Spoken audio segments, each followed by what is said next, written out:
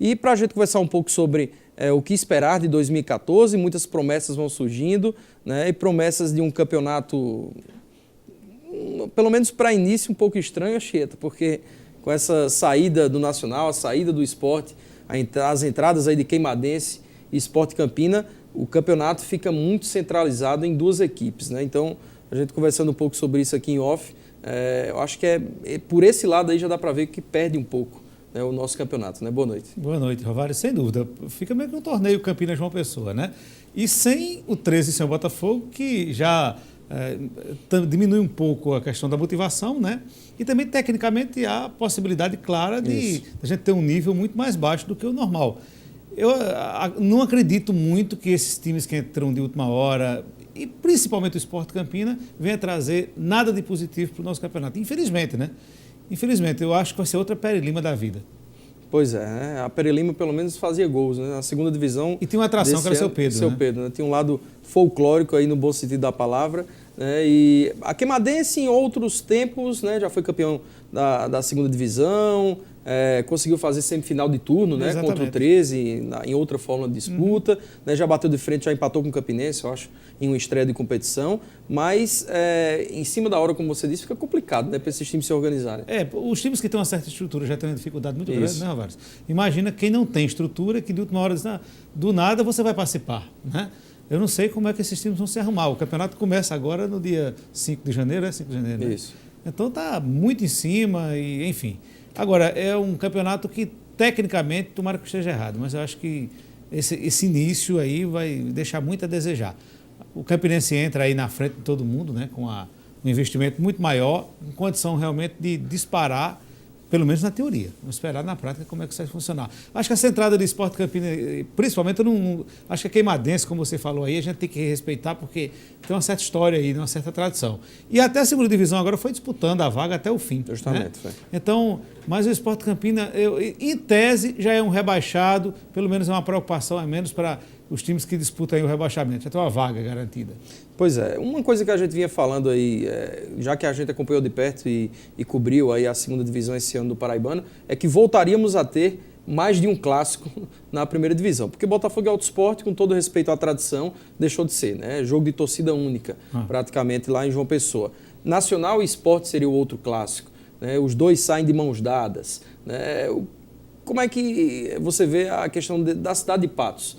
É uma cidade populosa, uma cidade, né, que financeiramente também tem sua representação na história aqui do nosso estado. Fica sem futebol e, detalhe, os clubes só podem voltar a disputar uma competição nacional, ou desculpa, a competição profissional, em 2015 e na segunda divisão. Daqui até lá, só se for competição, né, amadora. Eu tenho lamentado bastante, viu, Rovares, essa saída dos times de Patos, principalmente o Nacional, que é um time que foi campeão há pouco 2007. tempo. Pois é. E que tem uma tradição, é um dos nossos clubes intermediários com uma tradição enorme. Joga né? a Copa do Brasil de vez em quando. Exatamente, já jogou Série D, Série C. Né? Então a gente lamenta muito a cidade de Patos, que tem crescido, Rovares. É a cidade do sertão que mais tem crescido nos últimos tempos, economicamente, apesar da seca, até do ponto de vista de produção industrial. E eu não sei o que aconteceu. Eu acho que faltou aí a cidade se envolver mais com seus representantes.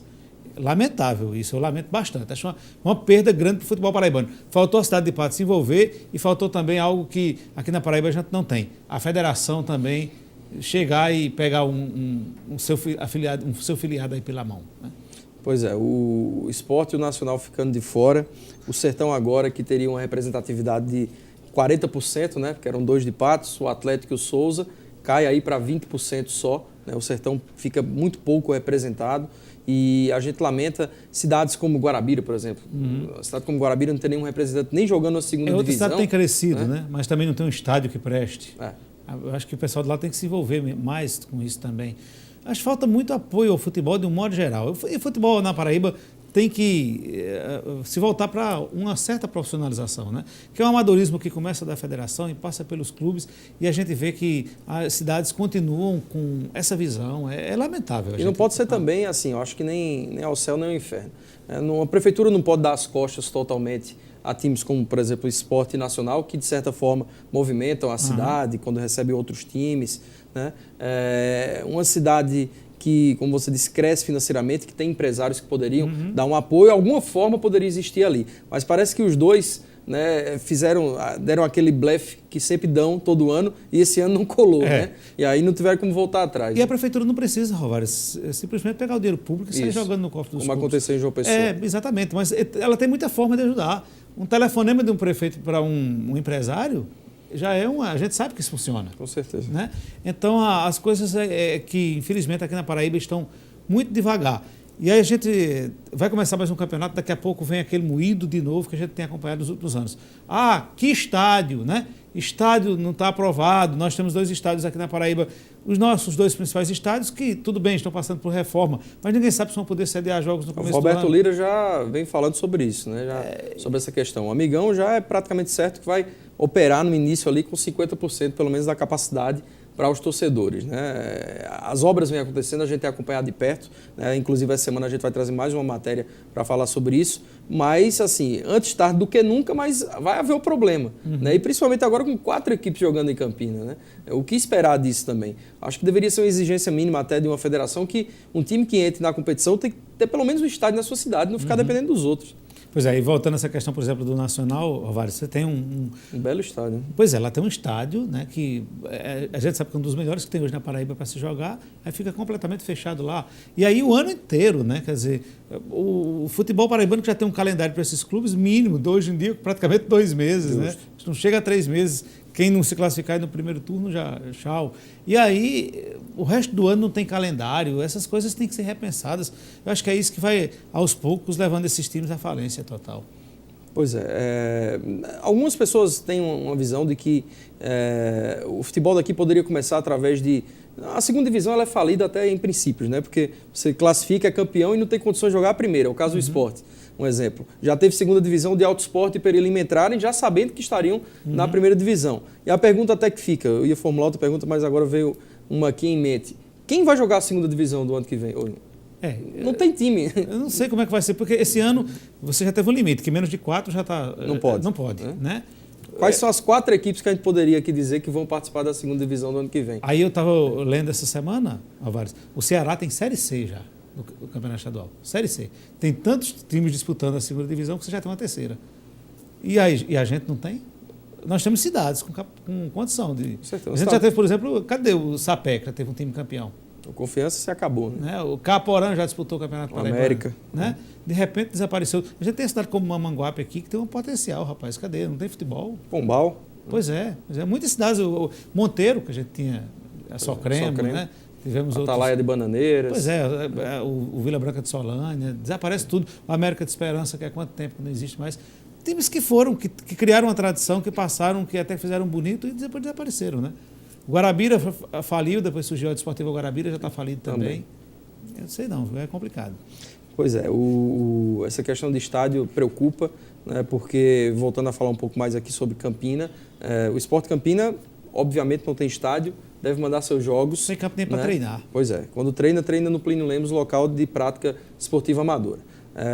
Teremos aí a Queimadense, que por mais que seja um time de certa forma organizado, mas o estádio que começaram a construir ficou pelo meio do caminho, nem dá para dizer nem que ficou no meio, né? Começaram e pararam lá em Queimadas, né? São 2 equipes que obrigatoriamente vão jogar no Amigão, isso já fica claro, né? O Campinense, a priori, né, embora haja um empenho muito grande nas melhorias do Renatão, não deve receber jogo profissional agora, né? Até porque outras questões, além do que a gente já vem mostrando aqui, têm que ser feitas, melhoradas lá. Então, com exceção do 13 que tem o PV, e dificilmente deve abrir as portas para outra equipe, serão no mínimo 3 times jogando no Amigão. No caso de João Pessoa, são Alto Esporte, Botafogo e CSP. De João Pessoa, o Santa Cruz e o Teixeirão não está liberado, e nem deve ser, pelo jeito.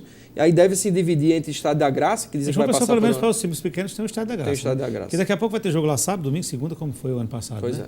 Futebol americano, lá tem tudo lá.